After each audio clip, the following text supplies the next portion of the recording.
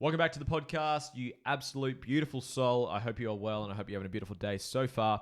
We're going to be going through how to heal and move on from a breakup because it can be one of the most challenging and hurtful experiences that we can go through. So I'm going to show you right now, step by step, how to do so. So how you can heal, how you can grow, and how you can move on from a breakup and learn and grow and become a more whole conscious being, so then you can attract the relationship that you truly want for your future. Before I do that, guys, if I can ask a massive favor, if you could like the video down below, if you could subscribe, it helps the channel tremendously. It allows me to just reach more people, impact more people, and live my purpose. So if you could take 3 seconds of your day to do that, I would really appreciate that. Without further ado, let's rock and roll. First things first, one of the biggest challenges when it comes to having a fulfilled relationship is people get into relationships thinking or having the mindset that the other person is going to complete them. And if you even use that way of thinking, it's implying that you're not complete yourself. You need someone to complete you and make you whole, implying that you're not whole. Now, I want you to remember this line. Whatever you need in life will control you. Whatever you're needy of, you will be manipulated and taken advantage of, and you'll put yourself down to get the thing that you're attached to and that you're needy of. So what I highly recommend that you do is get to a place where you are so whole and so loved and so fulfilled in who you are as an individual. You are so grateful. You love who you are. You love your life, and you're not desperate and needy of a partner. Because if you do that, and then your partner treats you poorly, treats you a way that you don't tolerate, treats you in a way that you don't appreciate, if you're needy of them, you're going to put your head in the sand. You're going to ignore the red flags. You're not going to be willing to have the tough conversation. And you're going to allow things to just deteriorate, and the relationship's going to break down. The relationship's going to end. Or you'll do the opposite, which is what a lot of people do. You put up with an average relationship. You put up with something that doesn't inspire you, and it becomes kind of a lukewarm relationship. It's not like fucked up to the point you're going to leave because you need to, but it's not amazing, not inspiring. It's kind of in the middle, and you just put up with it. It's kind of okay. So what I would highly suggest before you can do the rest of the steps is you got to work on you, guys. You got to work on you. Work on yourself. How do you do that? You do the inner work. I do that. That's what I do as a coach. But you heal from trauma. That's one of the steps that we're going to go through today. You got to learn to understand what your values are, what your vision is, what your mission is, what your purpose is. You got to live in alignment with that. You got to work on your self-image. You got to work on your self-beliefs. You got to rewire bad beliefs that aren't serving you. You got to do the work. You got to work on yourself. Put yourself first. Fill your cup so you can pour from a full cup. And everyone says those quotes like life's happening for you, not to you. You got to put yourself first and all that stuff like I just said. But how do you actually do it? And that's the part that I've learned along my journey in self-development, self-healing, self-discovery, is learning how to actually prioritize me and be the most authentic whole version of me. And then by being in that level, one, you're not going to be attached to a partner where you're needy of them and you're going to be taken advantage of them and treated poorly by them. You're going to be willing to set boundaries and hold them to that. You're going to be willing to have the tough conversation. But if you're not, and you are using someone to quote complete you, you become codependent of your partner. So you got to work on you. So my invitation to you is do the work. If you want to work with me, there's a link down below for a free strategy call, but I'll get to that later. So work on you. Work on your stuff. Okay? Healing, becoming whole, self-worth is high. You're feeling inspired. You're feeling incredible. You're feeling authentic. The next step from there is you need to have clarity on what the vision for your life is. Without a vision, we perish. If you do not have an inspiring vision to work towards, you will put up with the current reality that you have. I'll use a relationship again. Someone's in a relationship. It's not terrible. It's not fucked up. It's not shit, but it's okay. You will put up with that if you don't have a vision of what an inspired, fulfilled, incredible relationship looks like, because to go from where you are to where you want to get to, there's a gap there. And what's in that gap? Action, uncertainty, fear of being alone, fear of not finding anyone else. It's scary. So instead of going for that vision because you're not clear on it, you will put up with what you've got. So that's one part of the vision. The second part of the vision is then you can have something to work towards, something to help you make decisions with who you commit your life to, but then something to work towards with your partner. I love the fact I'm filming this podcast right now because I just had a very open conversation with my partner. We're looking at getting married soon. We're looking at getting the venue booked in and all that stuff. And we had a really open conversation. I said, baby, if we're looking to get married soon, which I'm really pumped, I'm really grateful, I'm really excited to do, I'd love to open up the conversation and really be real and honest with each other about what are the concerns that you have about marrying me and what my concerns are about marrying you. And let's be honest and be open, and let's just open up the floor here. Because if we're committed to this, we're committing to this. And not that we're not. Obviously, we've been together for about 4 years now. But you want to make sure that you are crystal clear on what are the things that you don't tolerate. What are the things that I do that annoy you, baby? Be honest with me. What are your concerns about me so I can work on them? And you got to make sure that what the vision is and who your partner is, there is alignment there, and you're willing to become the people worthy of that vision. So I'll use a couple examples. Say you want to have kids. That's your vision. You want to be a parent. If you start dating someone and they never want to have kids in their life, it's the worst possible thing they could ever think of. There's not alignment there. So you probably got the wrong person. That's cool. There's more people out there. Go find someone who is aligned with what you want. Now, another example is, this is the conversation me and my partner had this morning, where some of the things that we are doing, myself and her, we're not doing things that are going to get us to that vision. I have a vision of changing the world. I want to change lives. I want to impact 1 million people. That's what I'm inspired to do. That's my life's mission, and I'm fucking committed to getting there. And there's things that I'm doing from a standards perspective, a health perspective, a work perspective, an intimacy and communication perspective that isn't going to get me there. So I want to work on that. And I want my partner to work on her stuff as well so we can both get there together. Because the person that's going to influence you the most in your entire life is your partner. You spend more time with them with anyone else. You're going to... I saw this cool graph not too long ago.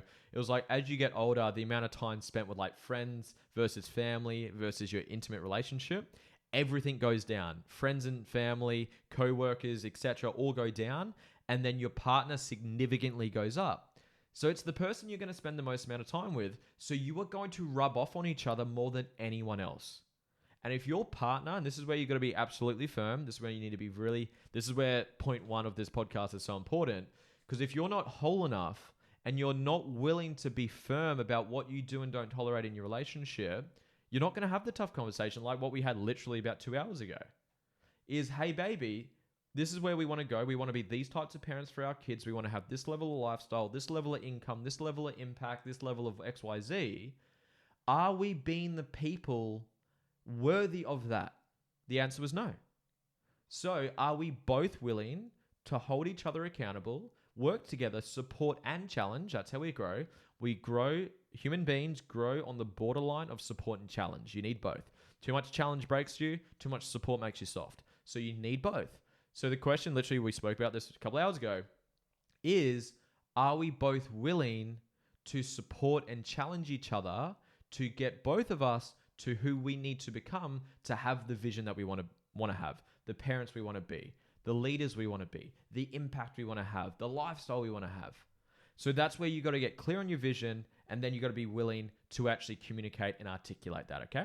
So this is kind of like foundational stuff for a relationship. I'm actually going to get into how to heal from the breakup now. So just to rehash that, you got to work on you so you're whole. You're not attached, you're not needy, and you love who you are. You can only love someone else to the level that you love yourself. Remember that.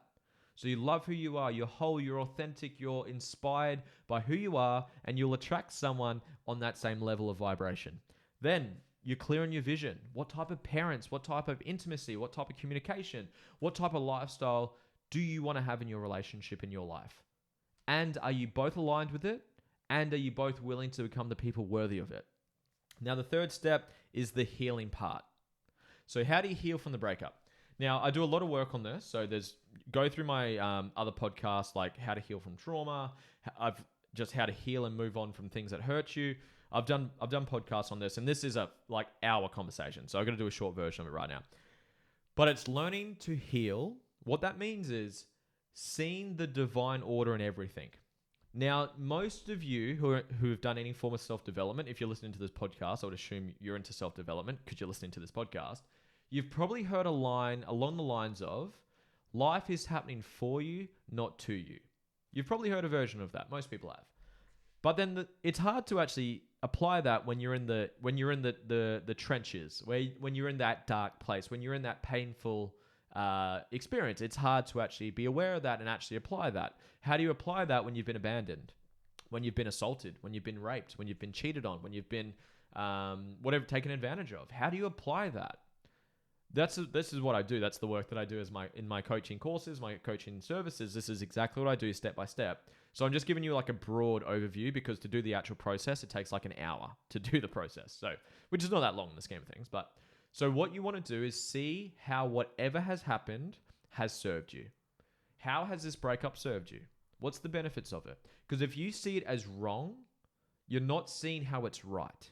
Everything in life is balanced. There's polarity in everything. You can't have up without down. You can't have down without up. You can't have happy without sad. You can't have pain without pleasure.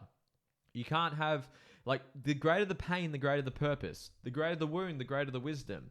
So what is the lessons, the benefits, and the growth that this breakup has given you?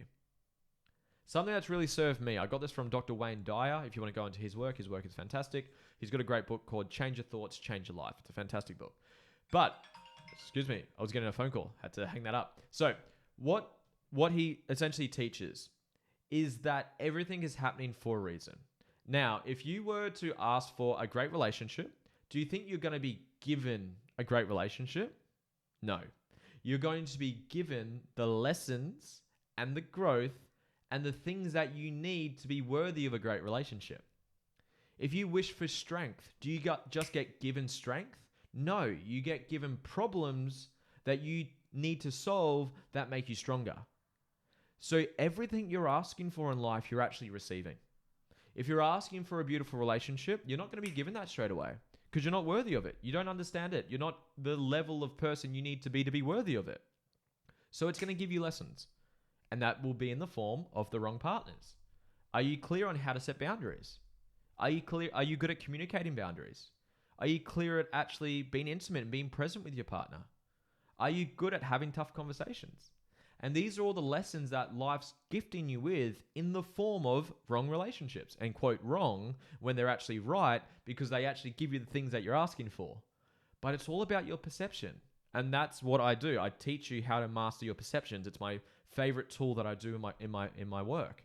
We master those perceptions so you see that everything is on the way, not in the way. And that's the power of actually having beautiful relationships. Because relationships, this is what I love the most about it. Listen to me right now. This is my favorite part about relationships. Your relationship, the person that you're with in an intimate relationship, they're going to see more sides to you than anyone else.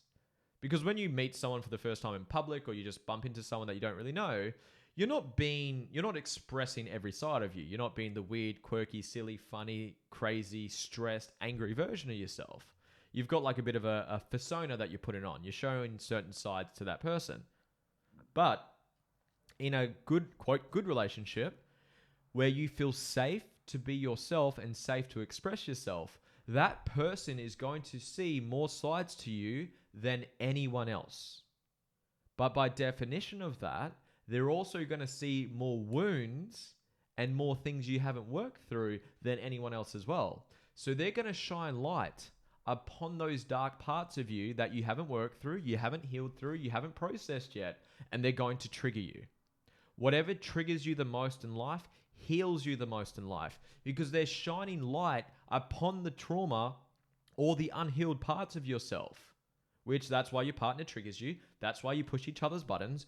Good. Because when you're at a level in a conscious relationship where you can actually hold space for each other and allow each other to feel seen, to feel heard, to feel loved unconditionally, that's when you both get to heal and grow together. I have done more growth, more healing in any area of my life by far in my intimate relationship. Georgia has helped me become the man I'm fucking proud to be, because she has shone lights on parts of me that I had not healed through yet. And I'm still healing. I'm a human being just like you. You've got things you're still working through. And people that say they have no healing work to do, tell me and show me someone who's never triggered, who's never gets triggered. Everyone gets triggered. Everyone has things to still work through. You can obviously do a lot of the work. I've done a lot of work and I've still got more work to do, but we all have healing to be done. And that's what I love about relationships, because with the right consciousness and communication tools and skills, which is what I teach, you're able to heal through this together. So back to the point of how to heal through the breakup, see how it served you. What has it taught you about yourself? What have you learned that you can now take into the next relationship? What went wrong? Were they the wrong partner for you? Clearly, if it broke up and they're not the right fit, why were they the wrong fit? What did you not see from the start? Did you not ask the right questions? Did you not listen to the red flags that you could feel and you didn't have the courage or the self-worth to have the tough conversation? You got to ask those questions. You repeat problems until you learn the lessons that they're there to teach you. So make sure you're conscious of it. Don't repeat problems. Now, the last step number 4, is kind of what I was just saying. Make sure you take those lessons and apply it for your next relationship. Everything's on the way, not in the way. This person that has come into your life has taught you something. Taught you what not to do, taught you boundaries, taught you self-worth, taught you how to communicate, taught you how to be authentic and how to speak your mind and speak your truth. There's lessons there. Take those lessons and apply it in your next relationship. Be more conscious with the person that you want to commit your life to. Make sure you have the tough, honest, vulnerable conversations sooner before you commit to your partner, because if you don't, you're going to have the exact same thing happen again.